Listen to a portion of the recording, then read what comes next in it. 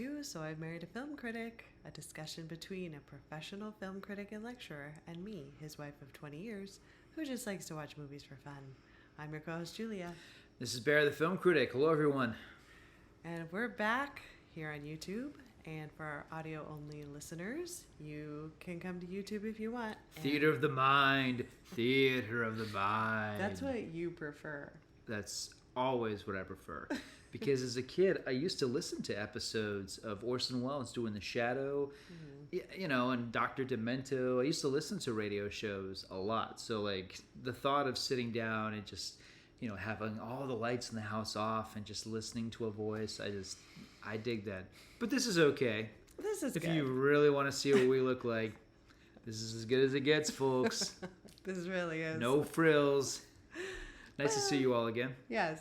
Okay, so tonight we decided to talk about The Sixth Sense. Well, I think we decided well before this evening. Well. We're not just like, okay, eeny, meeny, miny, pretty in pink. The Sixth Sense! Okay, well, you tell them why we decided to talk about it. I want to talk about it because it's been on my mind a lot. The movie is just about to have a major anniversary. It came out in August of 1999. And the weekend that we're dropping this, hopefully it all coincides. August 2nd is when M. Night Shyamalan's new movie, Trap, opens up. So I thought it'd be cool to go back to the one that everybody assumes is his first film. It's not. We'll get into that. And I feel like The Sixth Sense is actually very underrated because it's like, well, if you've seen the ending, you know the movie. No, this is not a plot twist in search of a movie. It's actually a really great film. It's actually one of the best films of 1999, and it's still one of his best movies, one of his absolute best films. And the fact that we're not going to get any new performances by Bruce Willis, and that is a hard thing for me to say because I love Bruce Willis, and the fact that this film is so good, I feel like it deserves some retrospection. Okay, well, I think I should start by telling everybody that I never got to see this movie the way it was intended. Did someone ruin the ending for you? No, I came home one night, my sophomore year of college, and my roommates were watching it, and I just sit down and start watching it with them in the middle of the movie, and no one thought, hey, maybe we should tell her not to watch it. But I don't know if they knew the twist yet. I'm on their side. So you show up uninvited. No, I They live got their there. popcorn, No, they got I their live feet there. up, it's movie night, and you just show up. Oh, and I show up in the and apartment you're like, I no live one's in. telling me what this is about. That's not what happened. Okay, no, I was coming home Okay.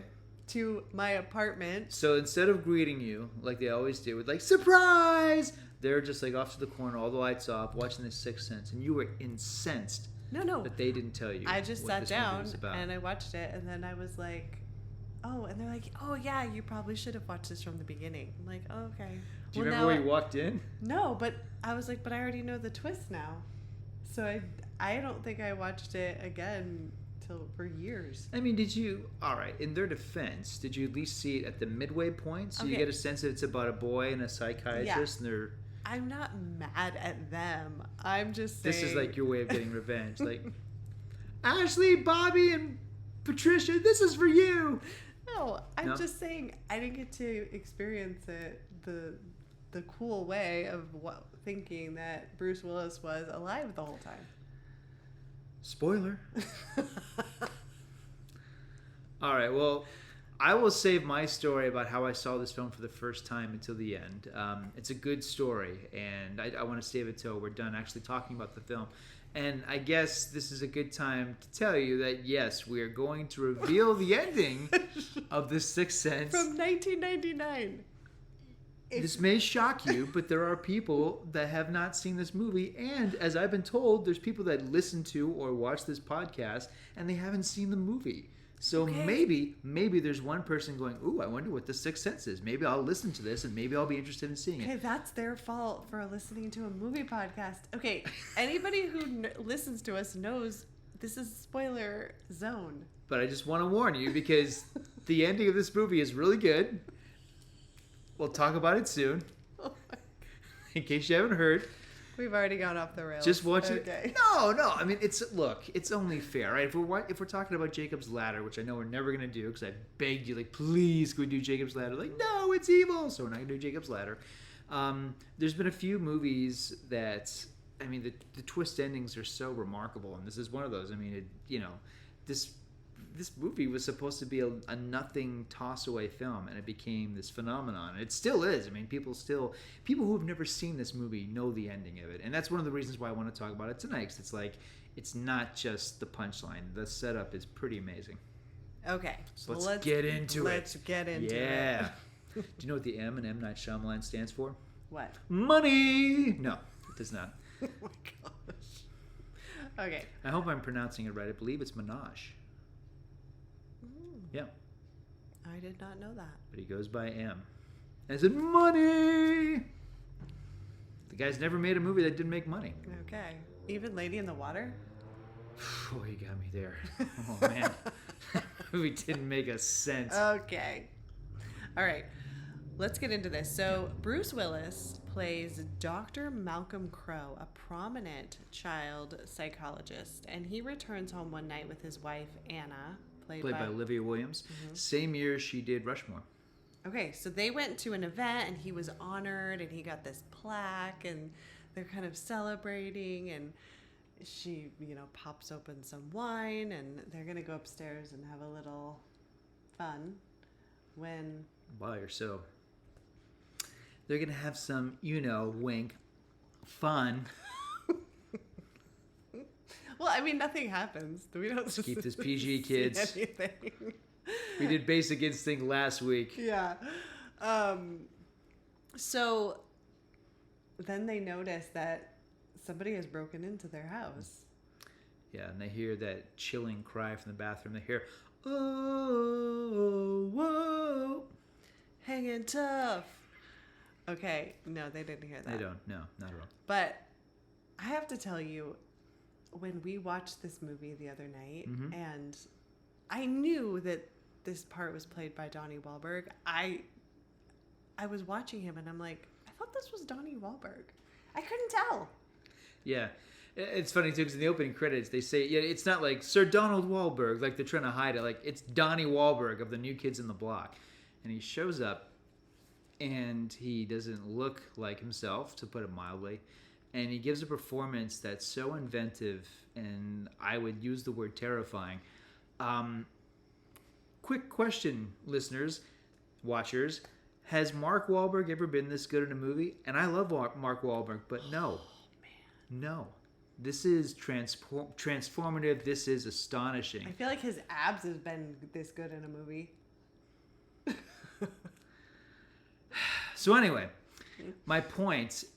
Mark Wahlberg's a great actor, he is, and he's done almost every genre you could think of. And Donny Wahlberg's only done a few movies. I mean, this barely counts as a cameo appearance, but the performance is essential for setting the tone for the movie. His performance it's just one of these things where you really don't know even who you're looking at. But he's so committed, so chilling.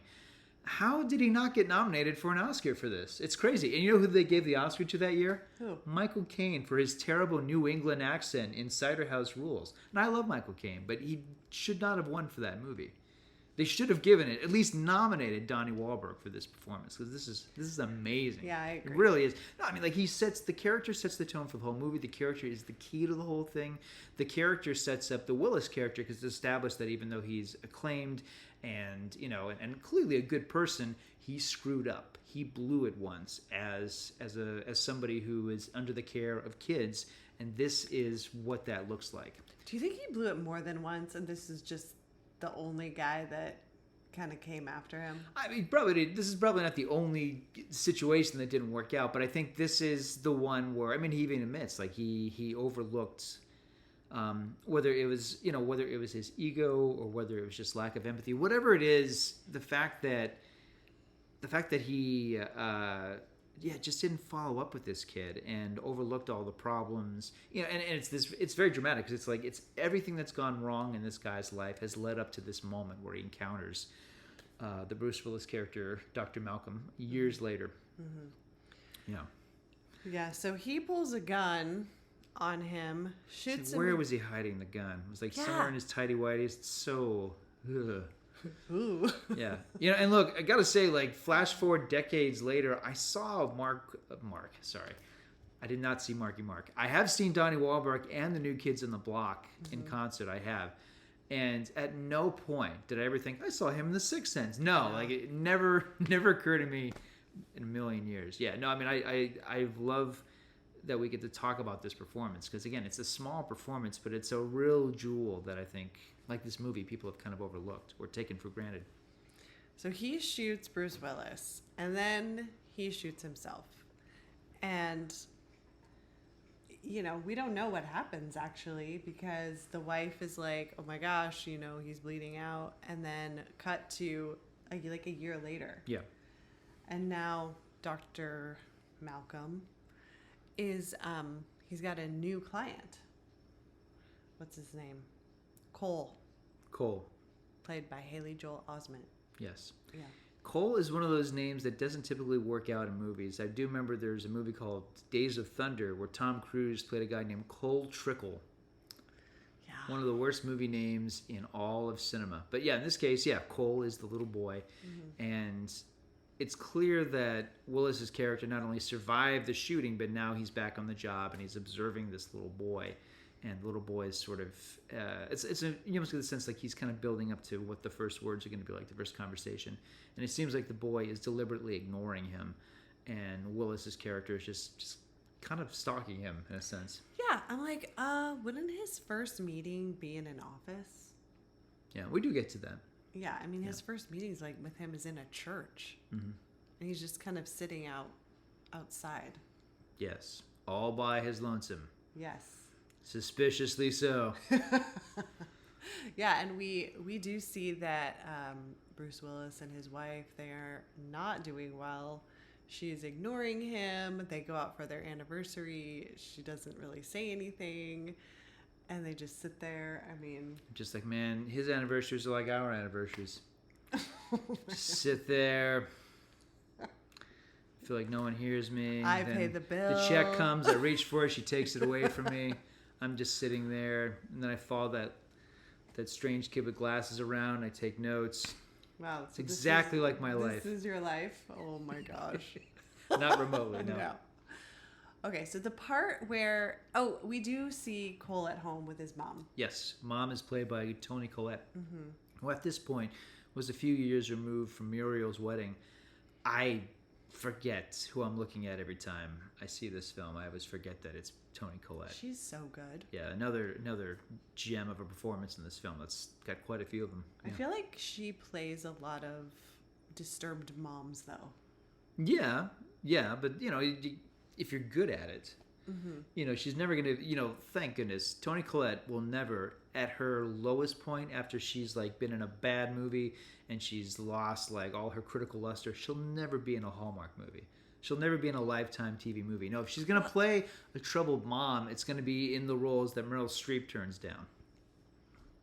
This is good. What's wrong with like a Lifetime movie at the end of your career? So many ways to answer that. So many things wrong with Lifetime movies. Or a Hallmark movie. Oh, no. Come on. Oh, pain. No. I feel like I've just been shot in the chest by Donny Wahlberg. Again. Okay. So we do see that Cole is being bullied at school. Yeah. He's having nightmares. Weird things are happening in their house. Like at one point, he's having breakfast. It's right out of Poltergeist, yeah. And it's it's in a very similar way too, where the camera remains with the mom and turns back into the corner. We're seeing what the little boy is seeing, which is that all of a sudden all of the lids, all the cupboards are unended, and Open. It's like this kid either did quite the David Copperfield or something's up. Something's up. They got rats. Big rats. So, I don't know, like this part of the movie where Cole is meeting with Bruce Willis and they're talking and trying to build like some kind of trust. I mean, this goes on for quite a while. It's a slow movie. It's slow from start to finish. Even the opening credits, they're in no rush to unspool the film has this deliberate creepiness so that when the emotional temperature rises, not necessarily the temperature, because the movie is meant to feel cold and chilling at times, but when the emotional temperatures are rising, the movie is still at this very steady beat. And I mean, his following movie, Unbreakable, everybody talks about how Hitchcockian it is, and it is. In the design of it, some of the themes as well. This movie is very much like a Polanski film. It's a lot of Repulsion. It's a little bit Rosemary's Baby, and it's a little bit The Tenant. It has that kind of unease. It's very observational, and it's very much about how you may not feel safe where you are, where there are ghosts, literal and figurative, in your house, and you're uncomfortable with your own environment, and you're feeling this sense of just like the air just doesn't taste right. Polanski, I know, not really a popular name to throw out now.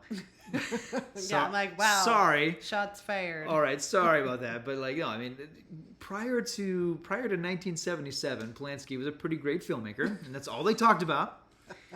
And his early films, again, there's a lot of, if you want to see a great Polanski movie, and you should, because he may be a monster, but he's made some good movies, and Repulsion is one of them, and that's a great film, and there's a lot of Repulsion in The Sixth Sense.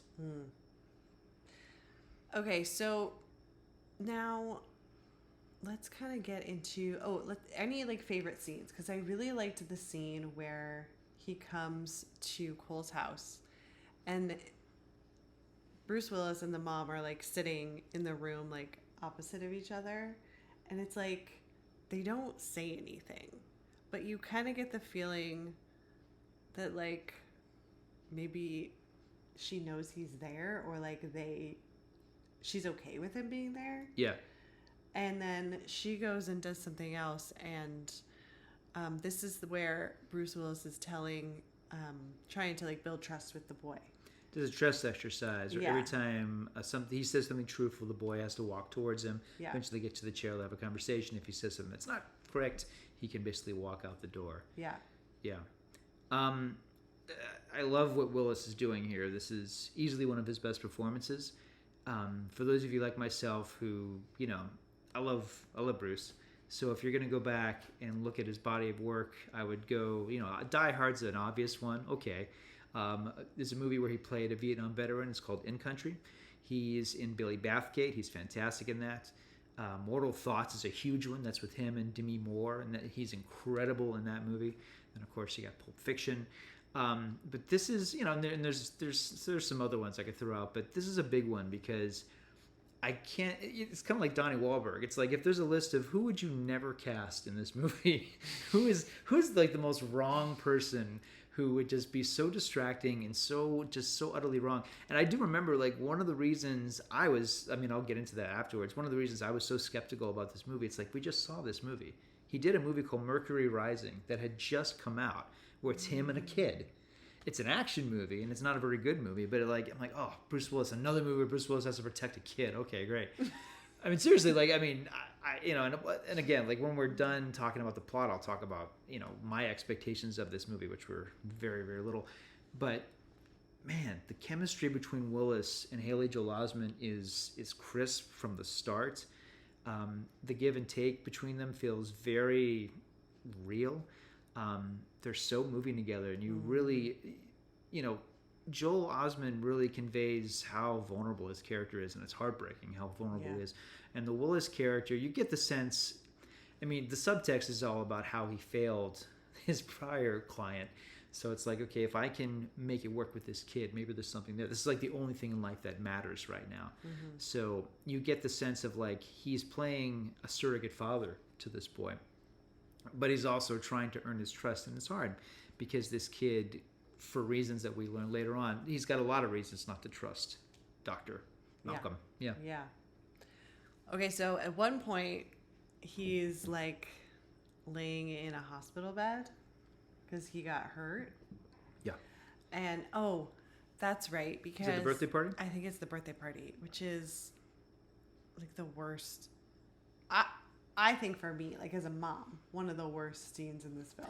It scares the hell out of me, this scene. It did the first time I saw it. So I'm okay, the red balloon's going up the stairs. It's the stuff of nightmares. And I think the moment in it that bothers me so much is not only that these little awful boys are bullying this kid so, just so like casually, but when the kid is locked inside this whatever the heck it is, what is it?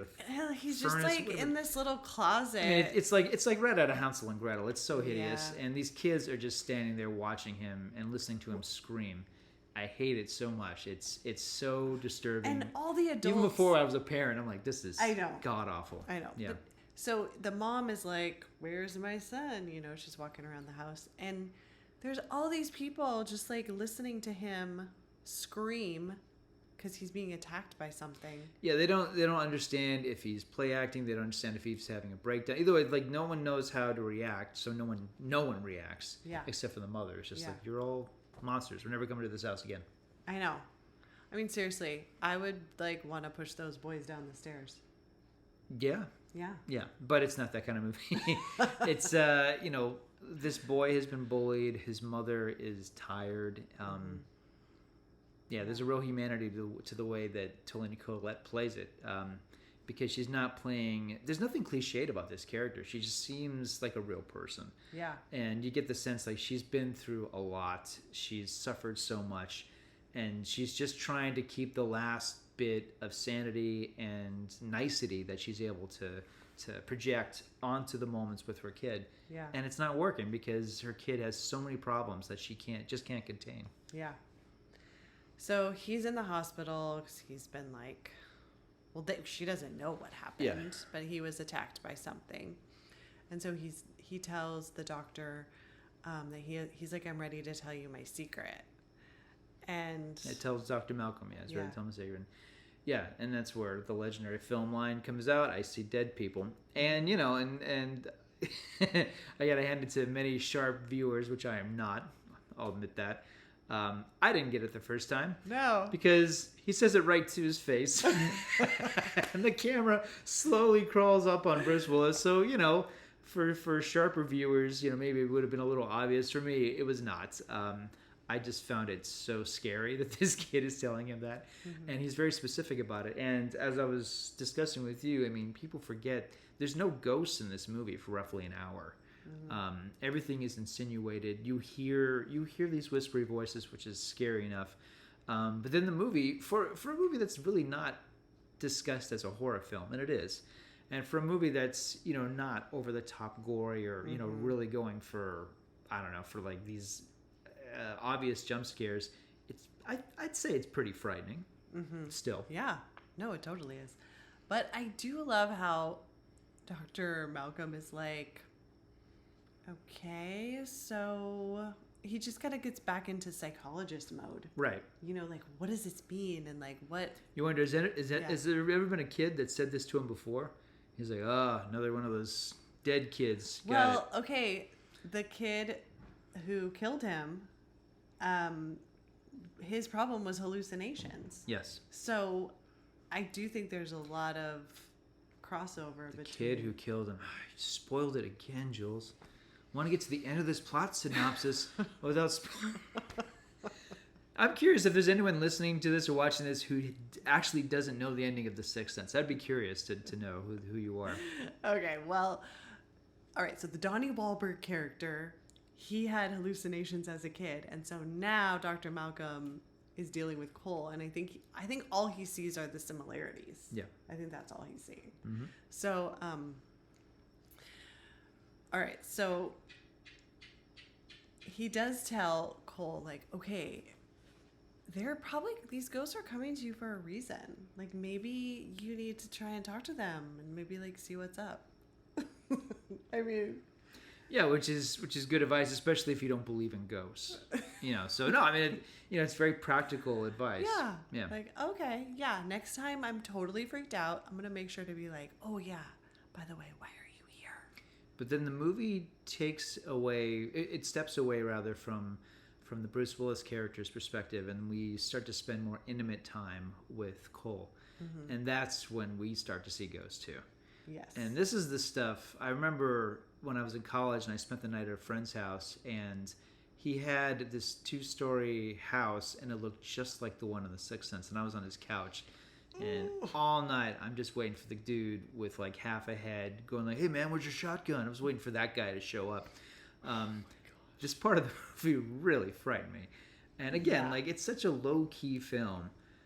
Like these moments really sneak up on you because you don't expect the ghost to be so aggressive. But the idea is that they either died in the moment or during a moment of such heightened emotional intensity that they're still living these moments. And they're we meet we meet a woman who I guess took her life, and then we meet the guy who shot himself. Like these ghosts a woman are all, who was burned. Yes, yeah, they're all basket cases. There's no Casper here. They're all like. Well, they all have some kind of secret, or they need to like unburden themselves. Yeah. Yeah. Because the main ghost whose mystery that Cole ends up solving is played by Misha Barton. Yeah, another like wow, I can't believe Misha Barton is in this. Yeah. Yeah. So she plays Kira Collins, and she shows up in Cole's bedroom in his little tent and just like throws up. Yeah, she's all foaming at the mouth, literally, when she enters the film, and but then Cole very bravely and boldly asks her, like, do you want to tell me something? And, oh yeah. So Cole ends up going to her funeral. It's and I love that it's just a cut to Bruce Willis and Haley Joel Osment on a bus together. I love that. It's like. You don't need all the exposition. You're like, Mom, I'm going to school. Like no, it's like we know what's gonna go on. Like it's good, clear cut, no fat storytelling. Yes. Yeah. So Cole goes there and he finds a video. She shows him. She's like this really scary moment where he sees her under the bed, and she like pushes this like little box to him, and he puts it on. And it's a videotape of that girl who fell in the well, and then the mom is combing her hair. The one from The Ring. Oh my gosh. Like what I did there? The most like terrifying movie I've ever seen with you in a movie theater. Yeah. Oh yeah. That was interesting. I don't think. Would you say that's still the scariest? Because I don't take you to as many horror movies as I'd like, but that was. Yeah. I feel like that was really scary. And middle of winter, no heat. Remember? In that theater? That's right. Yeah, we could actually see our breath. So it really was like we saw dead people wherever we were looking. I gotta say, like at this point of the movie, I love that there's so much use of technology. Like there's, you see the wedding video between Malcolm and his wife. There is the VHS technology. Yeah, high tech for 1999. It's like this guy's favorite thing. Oh yeah. It's like, wow, VHSs. They went to a Blockbuster, you guys. You know that scene in Jurassic Park where Sam Neill sees the dinosaurs for the first time? He's like, and he's standing up. Yeah, that's like me when I see a video cassette player in a movie now. Anyway, there's like a lot of use of like television. There's reflective surfaces. The movie is constantly showing.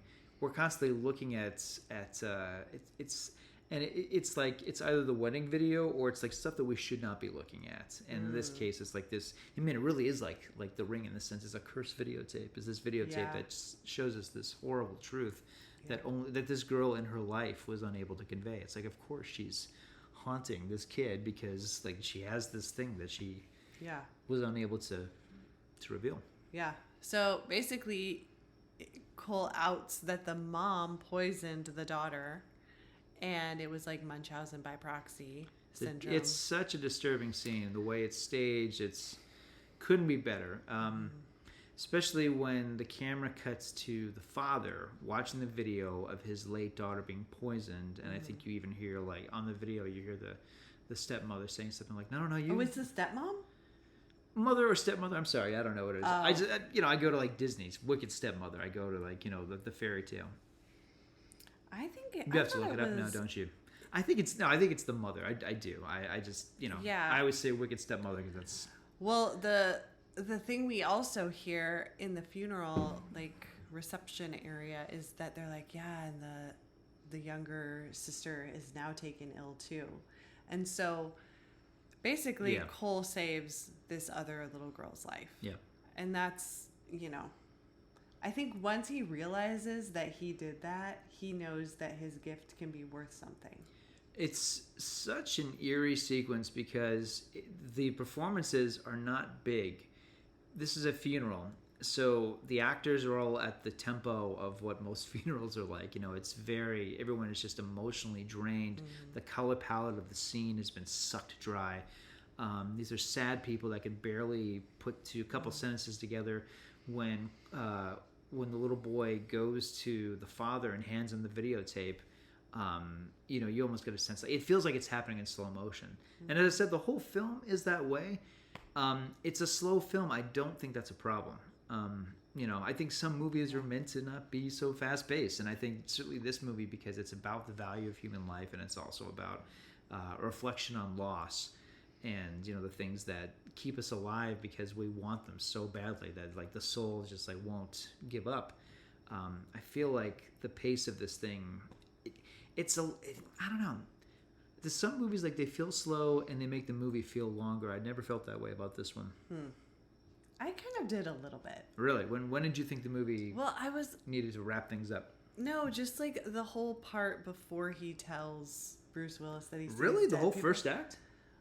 Yeah, kind of between like when he gets shot to that moment. I was like, oh, I didn't remember this part like being so long.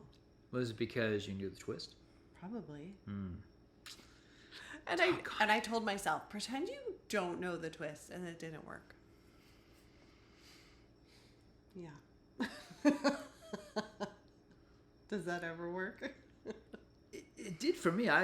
That's actually how I watched the movie this time. Oh, really? Yeah, I just wanted to ignore that part of it and just really relish the relationships because it just makes it deeper that way. Yeah. Because if you're looking at it in a literal way, it's like the movie does play fair. They do have those flashbacks and establish, okay, how that could work.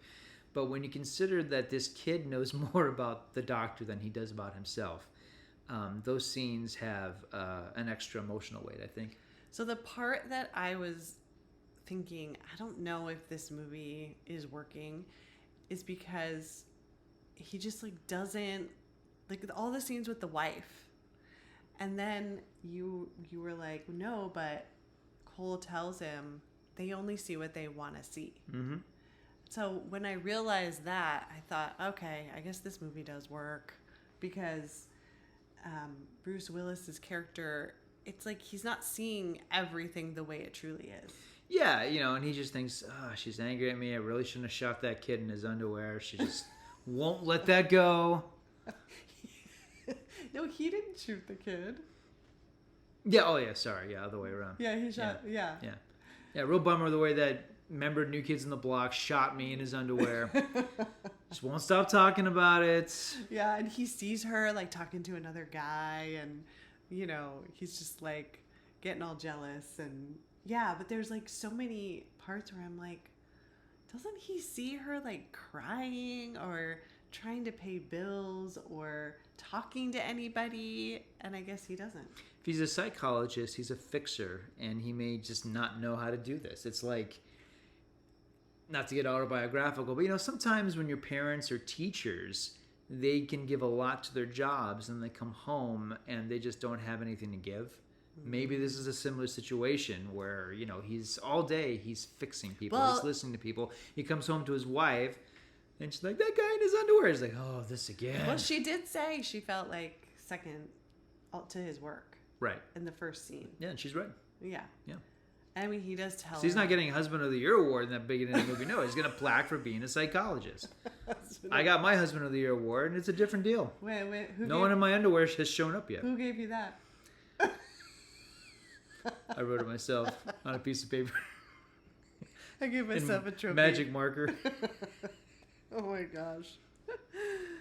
So, finally, all right, Cole tells his mom that his secret. Yeah. And she just, I'm kind of surprised she doesn't, like, the light switch doesn't go on for her right away. Aren't you? No, because he's said a lot of crazy things. No. And I don't know, I would guess that in her position in her life that she might have lost faith at this point. All the things that have happened to her that are so crappy. Yeah. All of the hard knocks she's got. She's probably lost all sense of faith. So it's like ghosts, sure. She's like, yeah, okay. This is the latest crazy thing my son is saying. She does say, like, can we just have a normal dinner? Yeah. You know, can we just sit here? And he kind of is like not able to do that. And she's like, okay, you're done. Bye. Yeah. You know, I mean, yeah, sometimes you just get so frustrated that you're like, I can't do this anymore. The film gives us, like, the climactic point of the movie, oddly enough, is the school play. The kid is in the school play where it's the sword and the stone, and he's the one who pulls the sword out of the stone. And in a funny moment, one of the lesser moments of the play is played by a kid who's known to be this insufferable child actor. Well, he's the one, isn't he the one that locked him in the Right, he's one closet? of those jerks. Yeah, so it's like, it's a nice bit of comeuppance. It's very Hollywood, but, you know, like, fine. It's the one time the movie actually plays its hand that way. Otherwise, there's really nothing formula about this movie. It feels like a European movie from the 70s. You know, it doesn't feel like a Hollywood film at all. So the movie earns that, and he's in costume after the play. He and Dr. Malcolm are having this conversation, and, you know, he lets the boy know, he's like, you know, you don't need to see me anymore, you know. And it's nice. Like, it doesn't feel like this maudlin moment at all. The kid's like, yeah, I get it. You know, I'm like, okay, thanks for coming to my play. I think my favorite moment is when Cole talks to his mom in the car. It's a big scene. Yeah. Yeah. And he tells her, I talked to your mom, Grandma, and she told me what she said. You know. Yeah, I found myself crying a lot watching this movie recently, and this is one of those scenes too. Oh my god! Is it, you know? And and look, like, you know it's working if there's no music. You know, it's all because, you know, look, when John Williams scores a movie, even if it's a bad movie like The Terminal, you're crying because it's John Williams. You know, he knows how to, like, oh, let's get those tear ducts going. And in this case, you know, the music is spare. And in this case, like, there's no music in this scene. Yeah. There's no music in a lot of the really emotionally tender moments. Yeah, this is a beautiful scene. Yeah. It's so good that you can overlook the terrifying extra of the corpse walking around outside the car. Yeah. It's like, it's a really creepy throwaway, but, like, it doesn't overwhelm the scene, which I'm sure had to be I'm sure the director was like, maybe a little less blood, you know. Yeah. No, maybe he was like, more blood. Let's have like half her face be gone. Let's just go for an R. Screw it. No one's going to see this thing anyway. Just have her walk by with no head. It's just like a neck with just like blood spurting out. That would be distracting. Better movie. That movie, had that shot been in there, the movie would have made $400 million. That's like all anybody would talk about. So, okay, when does Bruce Willis realize that he's dead? When he tells his wife. Remember, like, she's, because he has that moment where he confides in Cole and says, like, I'm trying to talk to my wife. He's like, you know, sometimes if you tell them when they're sleeping, they'll hear you. So she's asleep, and he lays it all on the line, and her wedding ring falls off. And that's when the light bulb goes off for him. And the movie starts to...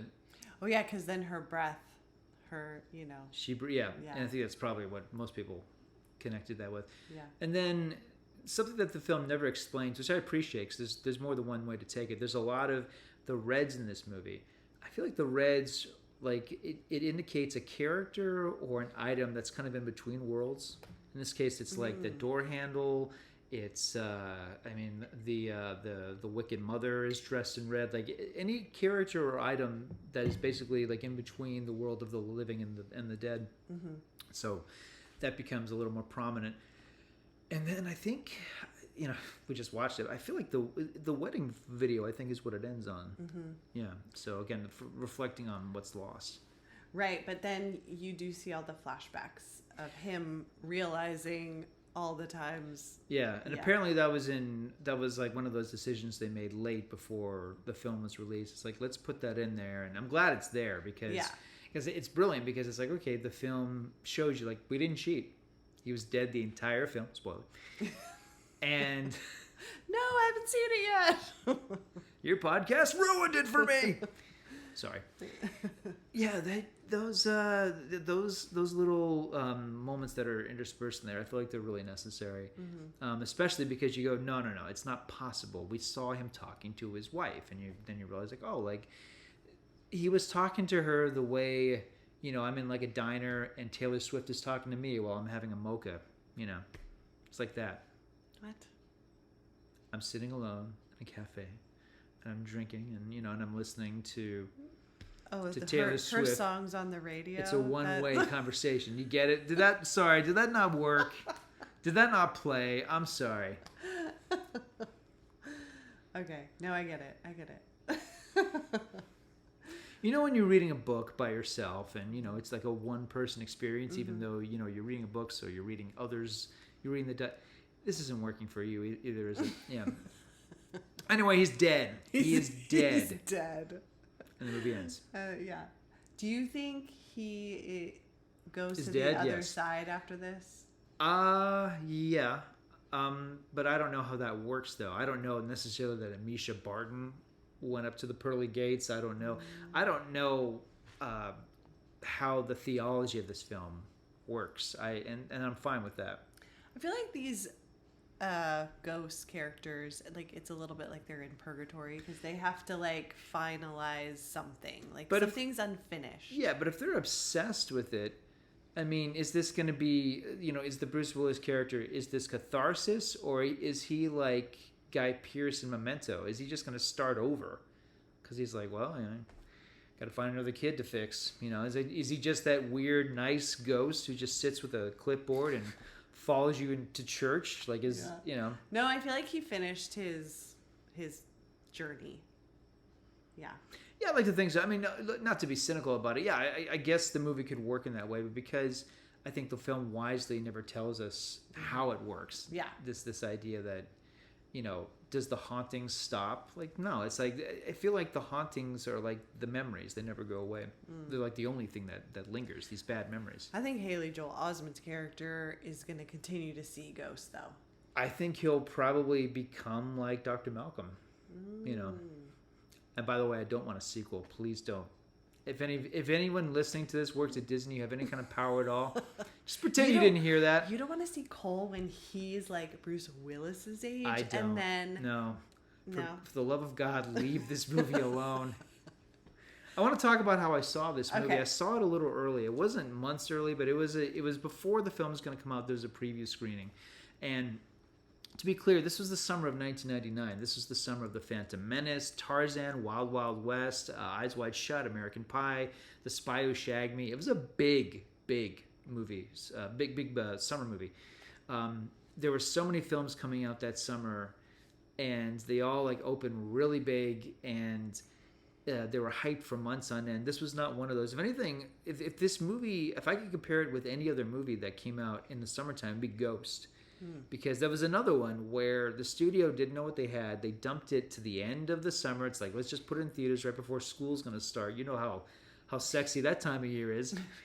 And the trailers were minimal, and the poster didn't even have Bruce Willis on it, which I thought was kind of funny.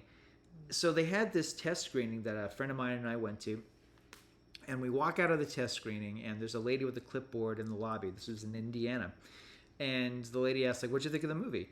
And I immediately start blabbering. I'm like, well, I think this is one of the best films of the year. I think that kid, Haley Joel Osment, is amazing. I think this is Bruce Willis's best performance. I said, I think this movie is incredible, and I was so moved by it, but I think it's really scary. I think it's going to be a big winner. So she's furiously writing this stuff down. She's like, oh, thank you so much. So I'm walking out of the theater with my friend, and my friend goes, you really think this movie is going to be a big hit? I'm like, no. I don't think this movie has a chance. Are you kidding? I said, you just saw that, right? I said, it's slow, it's creepy, it's disturbing. Bruce Willis never carries a gun in the film. Everybody's whispering. I said, like, no. I said, I love the movie. I don't think it has a chance. I said, I think this is probably like the one time we'll ever even see this movie in a theater. Ha ha, So a week or so later, the movie opens up, and that was in August, and then it was the number one movie in America until Halloween. So I was wrong. It was, the film kind of took over, and it was weird too because the Blair Witch Project was still in theaters. So it's like that was the other thing. It's like there's not enough room for another horror movie that can be a phenomenon, but it was. People went to see it over and over again, and what I love too. And, it just shows what infancy the internet was in at the time. Nobody wanted to spoil it. It was months before I heard anybody spoil Except my roommates, but I digress. Okay. Your roommates are not at fault. If you die, are you going to haunt your roommates? Ooh. No, I'm not. They're going to see you in a mirror like, you ruined the Sixth Sense for me! And now you're going to see dead people. Yeah, this film, the first time I ever saw someone spoil it was Craig Kilborn on The Late Late Show. He had a joke that he told from his test. Like, okay, this is the part of the show where I spoil movies. First of all, The Sixth Sense. Bruce Willis is dead in the end. Oh! And then he goes, okay, second, Runaway Bride. It sucked. I still remember that joke years later. Oh, man. Were people mad at him? Yes. Oh, yeah. But it was The Late Late Show with Craig Kilborn, so I think he was kind of assuming correctly that there weren't a lot of people watching. Oh, okay. So, all right. Yeah. So would you change anything about this movie? No, I think it's about perfect, honestly. Yeah. I think it's a 4-star movie. I thought then, as I do now, it's one of the best films of 1999. I like Unbreakable a little bit better. It takes even wilder chances. I mean, Unbreakable, the months leading up to it, not only was the anticipation so huge, no one knew anything about it. So, when the title card pops up and it announces immediately, this is about comic books. Mm-hmm. That was like, oh, wow, really? I thought this was about like angels and demons or something. This is about comic books. And nobody knew that going into it. So, I love Unbreakable, but there's a couple things about it I'm not crazy about. Nevertheless, I guess what I'm trying to say is, like, I think they're both perfect. As perfect as Shyamalan has ever made a movie. So yeah, I wouldn't change a frame of this movie. I think it's classy, which is a weird thing to say, but I mean it really is. It has the patience of a 70s film. It has the patience of like a 70s horror film, which is amazing. And it's a filmmaker who pulls the best out of all of his actors. Everybody is so good in this. I mean, everyone. It gives Oscar-worthy performances. It wound up being Haley Joel Osment and, if I remember correctly, Toni Collette, who were Oscar nominees for it, and deservedly so. But Bruce Willis and Donny Wahlberg should have been nominated for this movie. I mean, I do think that was a huge oversight. Should it have won Best Movie, Best Film? Well, I think it should have been nominated because I don't believe it was. I mean, yeah, because that was the year American Beauty won Best Picture, and I've never been on board with that.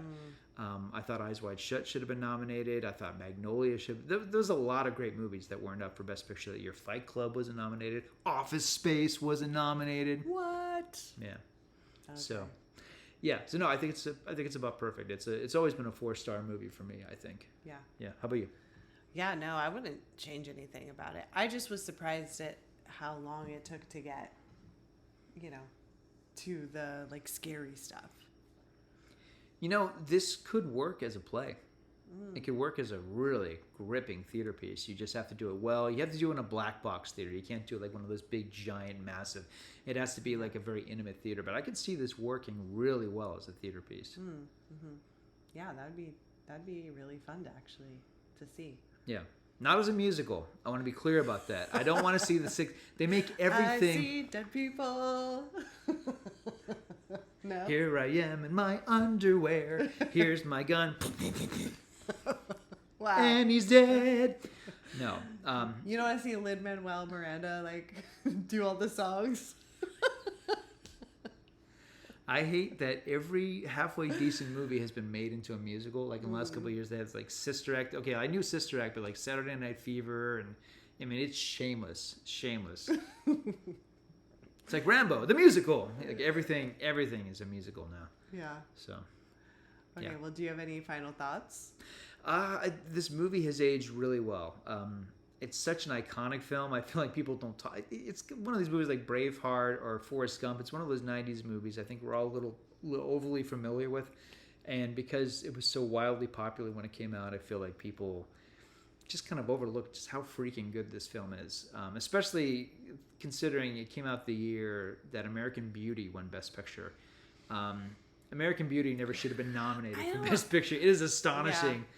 You know, not to like end this on a diatribe against American Beauty, because there are worse films that came out that year. But that was one of those movies where I just saw it. I'm like, okay, I laughed, but No, you got to be kidding me.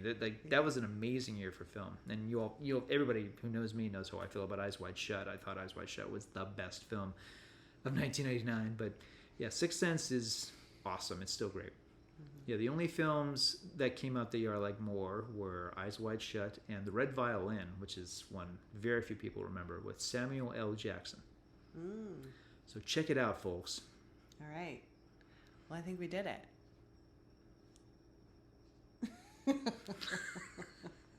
Sorry, I was just letting you have the last word. Oh, okay. Didn't want to end up like Bruce Willis at the end of The Sixth Sense. Okay. Well, I think we did it. I'm like.